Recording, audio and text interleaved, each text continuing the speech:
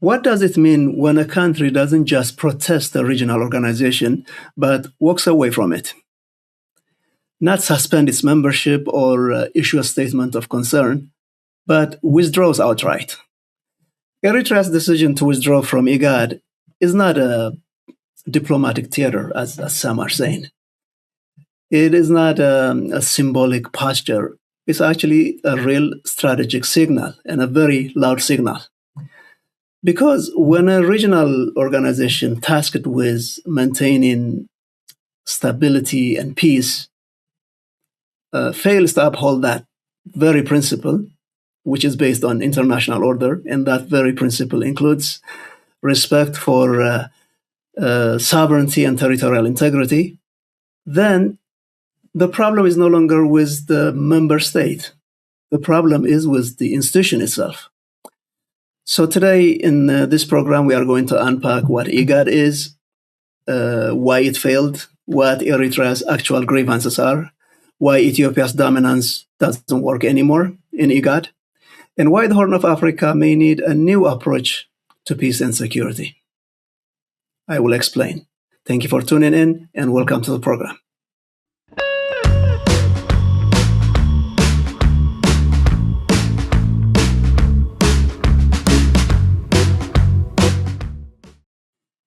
Let's start with the basics.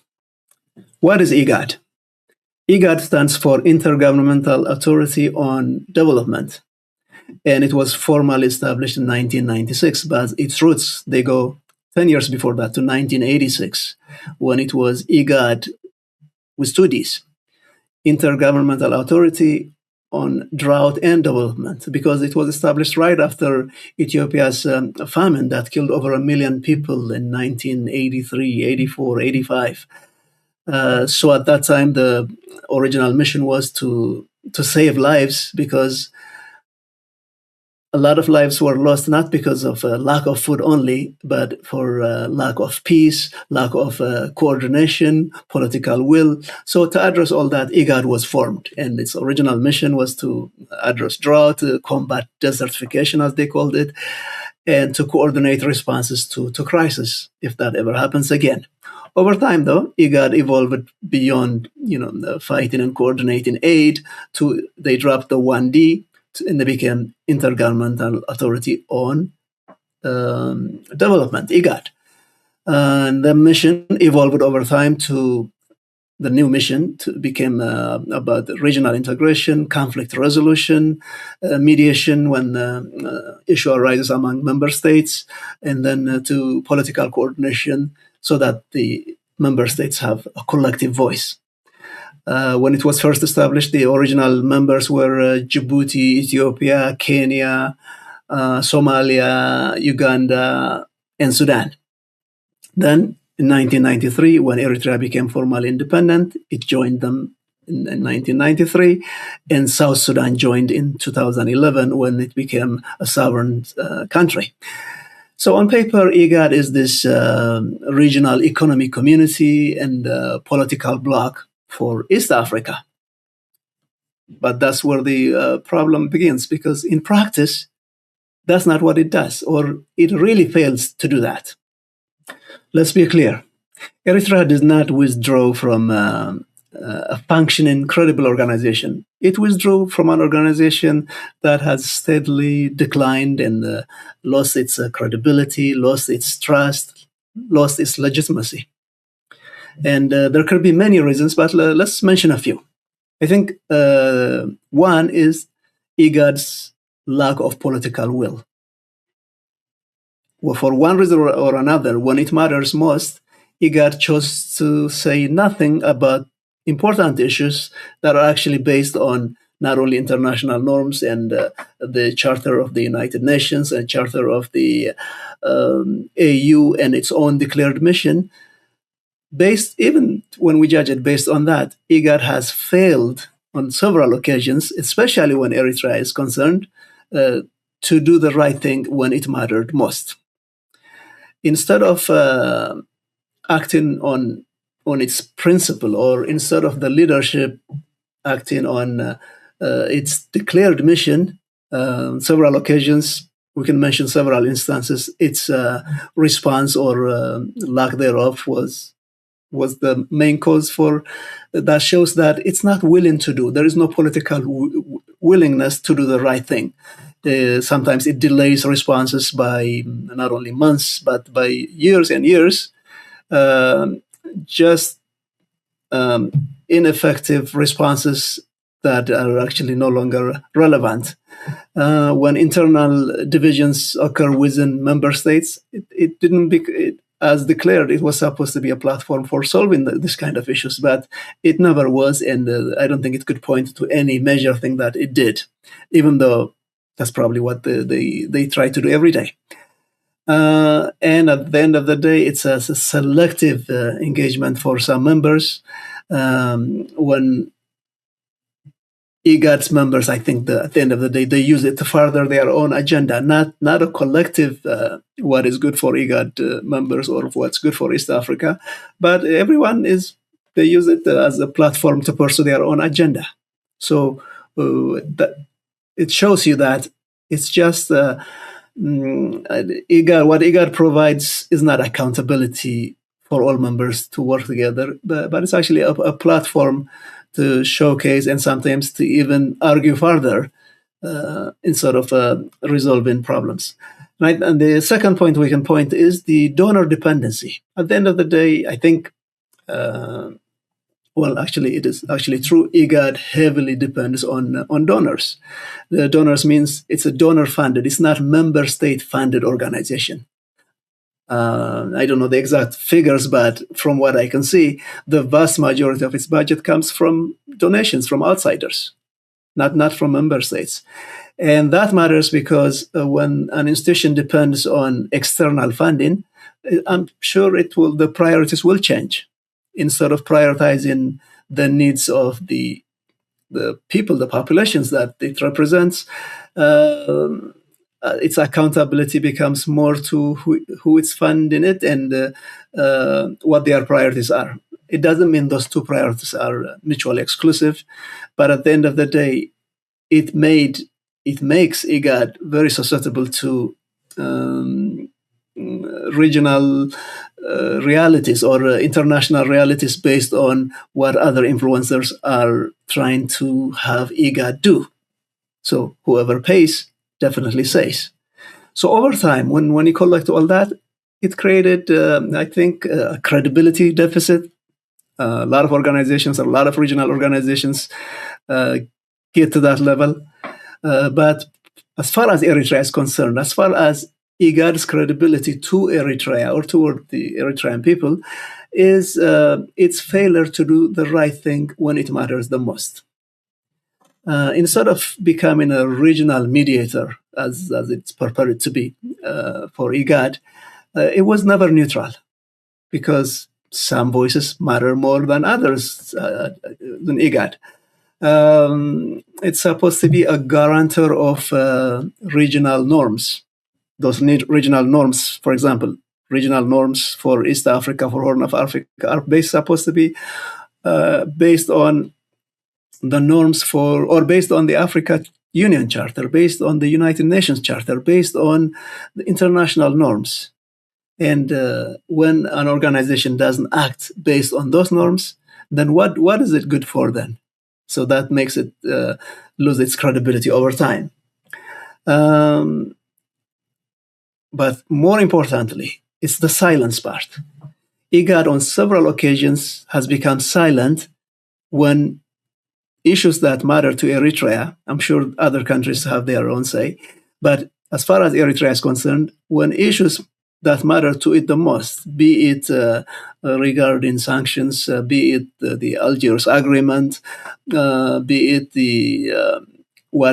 what Prime Minister Abiy Ahmed has been doing for the last 2 years to literally violate what IGAD says it stands for, the territorial integrity, the sovereignty of its member states, it chose to be silent. As an organization, it chose silence. So when silence replaces principle, the silence becomes the principle. And an organization that is mute when you need it most, when its then what good is it for? So overall, a combination of all this made IGAD lose its credibility, legitimacy, and for Eritrea to say, no, we are not going to use our Eritrea's membership just becomes a theater then.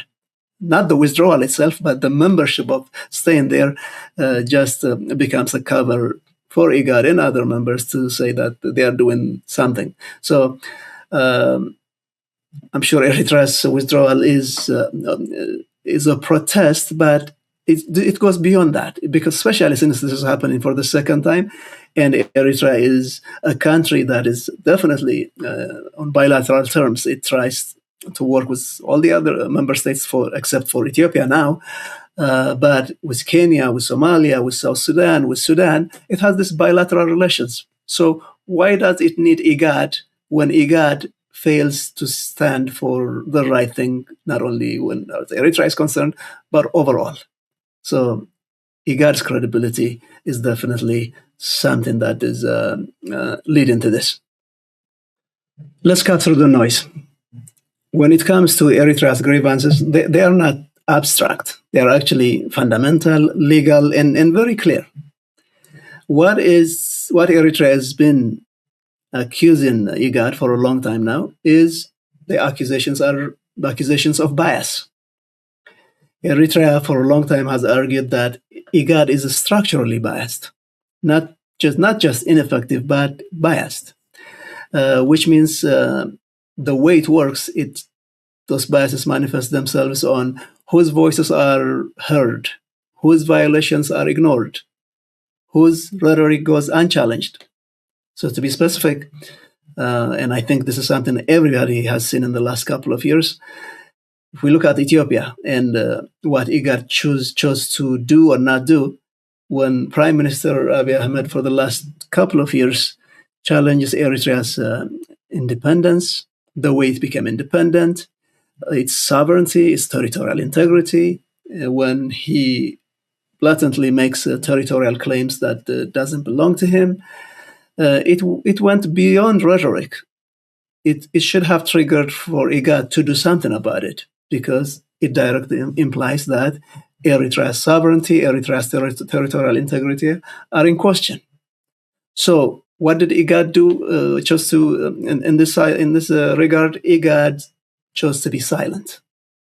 Now, when a body mandated to promote peace and stability chooses to be silent when the very peace and stability are affected, it loses its credibility. And it definitely cannot remain silent when borders are questioned.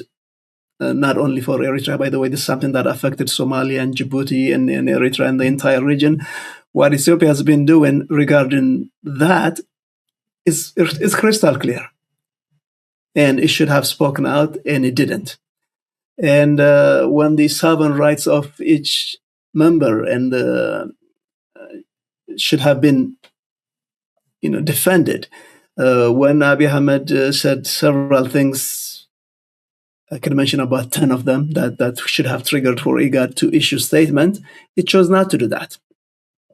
So when regional norms are undermined, or those norms based on the rules of the African Union and the IGAD itself, and IGAD chose silent. So what Eritrea has been saying that silence is not neutrality. IGAD is not saying we are not going to be involved in this bilateral conflict, so we're going to take the upper hand and remain silent, not to upset any of these parties. That's not even what they're doing. What they're doing is silently endorsing what Ethiopia chose to do. So in this case, silence is not neutrality, it's complicity. And for Eritrea, when an organization or a country or international or regional becomes complicit and becomes part of the problem, it crosses the red line, obviously. And in this case, we are not talking about minor economic issues. We are talking about the issues of sovereignty, territorial integrity, independence. So for Eritrea to take this step to say, this is crossing the red line, we will withdraw our membership because we don't want to be part of that. By remaining there, Eritrea would be complicit against its own interests. So definitely what Eritrea chose to do is very justifiable because it crossed the red line. To understand IGAD's failure, I think we must understand the distribution of power in regional organizations, or what they call this power asymmetry. And in this case, Ethiopia is the elephant in the room. It's not Ethiopia, but when it comes to IGAD, Ethiopia is not just another member. It is its capital, Addis Ababa, it hosts the African Union. One way or the other, it is the diplomatic capital of Africa. And through this, it exerts this unequal influence over in the diplomatic world. So earlier, we talked about how IGAD's budget or those who fund it might have undue influence. And when it comes to Ethiopia, because of what Ethiopia is and its being a seat of African Union and so on, it also unduly affects how IGAD works.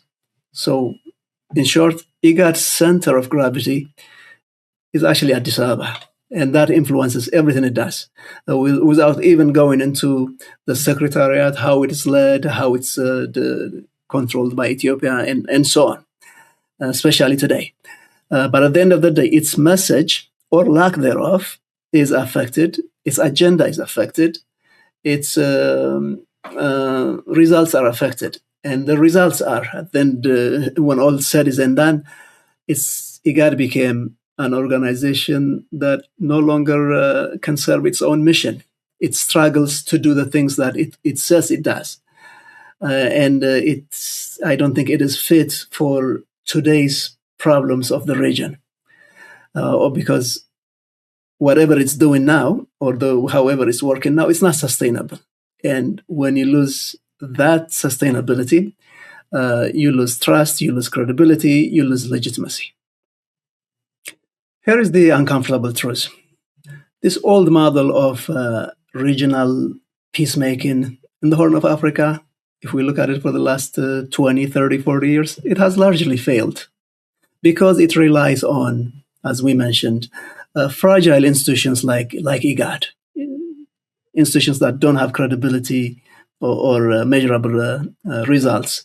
It is overall, like IGAD, state-centric. If it's only state-centric, which means it's an organization or a platform for member states to come with their national interest in mind, and then to use whatever resources of IGAD or the platform for their own national interests. So it actually does not solve the regional problem. Sometimes it becomes a tool of furthering that problem. And as we mentioned earlier, there's in regional organizations that are based on power imbalances. If all members are not actually equal members, it really doesn't bring peace. It actually makes the situation worse. And then, as I mentioned earlier, if it is largely based on external funding, there is nothing wrong with external funding. But if it is mostly external funding, the result would be that the agenda and what the preference of those funders, maybe they want their intention is probably is good. But in practice, whoever pays has more say, more influence, and that doesn't really help the people who live in the region. So the result, it's this endless mediation processes and conferences and talks, but they barely bear fruit.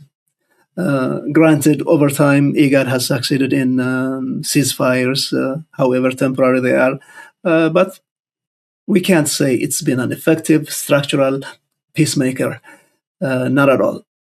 And so going forward, maybe IGAD could do some reforms, but if those reforms are some marginal things in the way that largely doesn't change structurally how it functions, it won't work. What is needed is this fundamental different approach. Maybe it's outside of IGAD, but it should be based on some principles, and principles by themselves don't work, as we saw them with IGAD. It's not their principle actually the worst. Sometimes it's the structure, but those principles they should be based on at least a few basic things.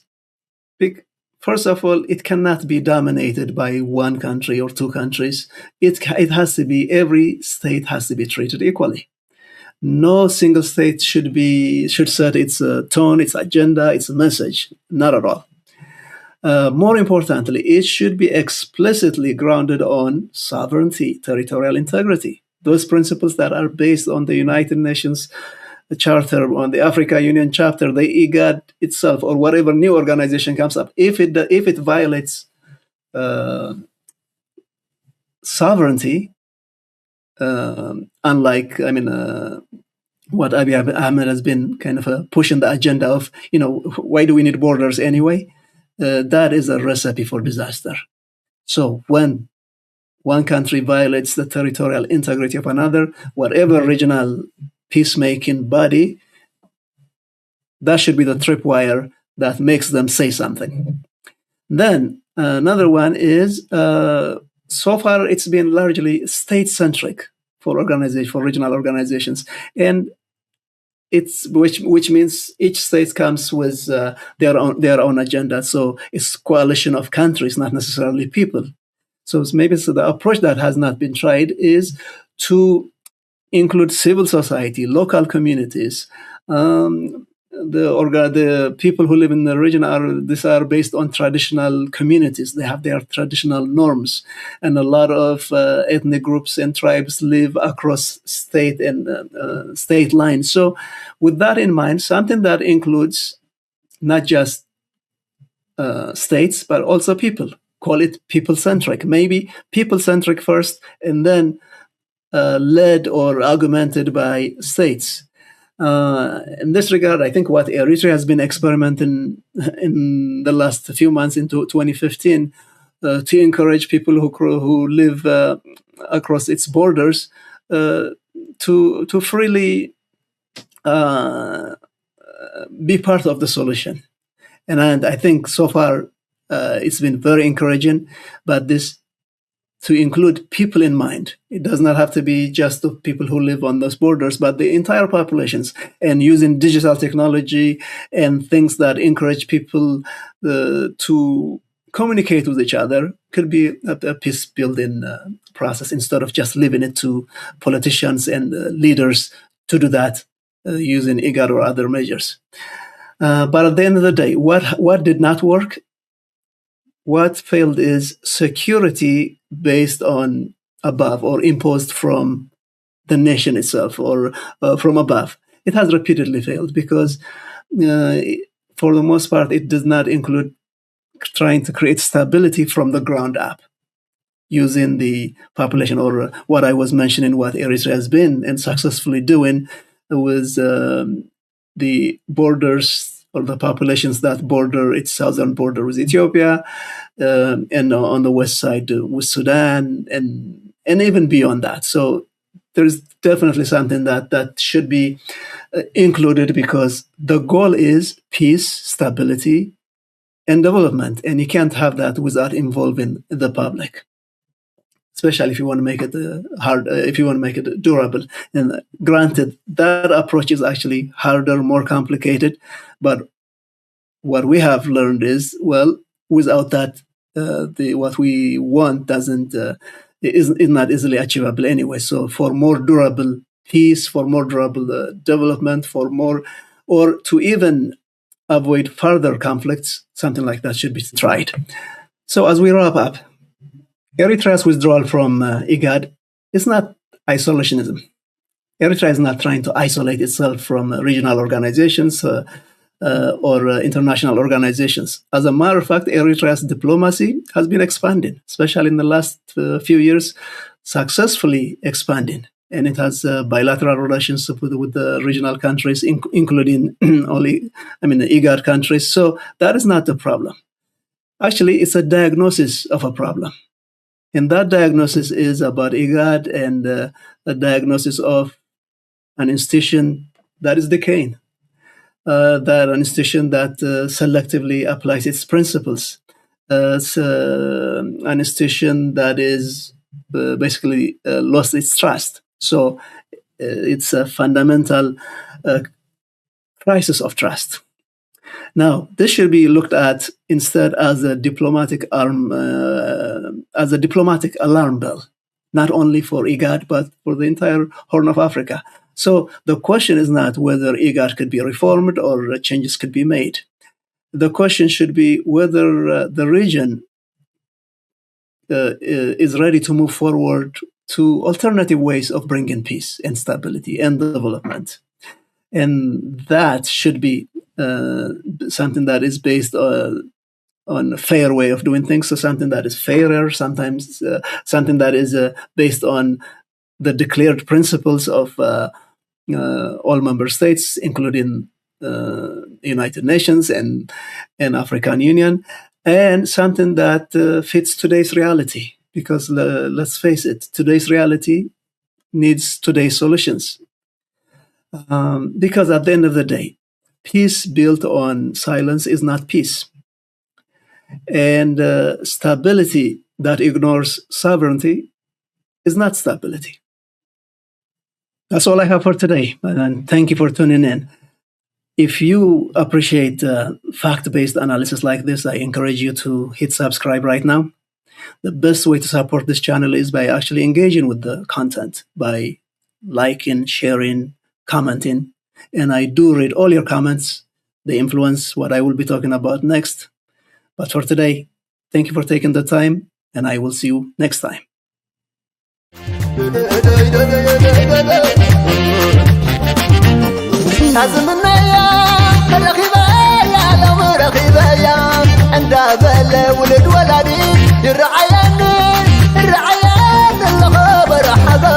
اسكت الشمع كم عدلي عدي رأي خلاني أنس رأي خلاني الرأي رأي خلاني صباح طيكم تخوني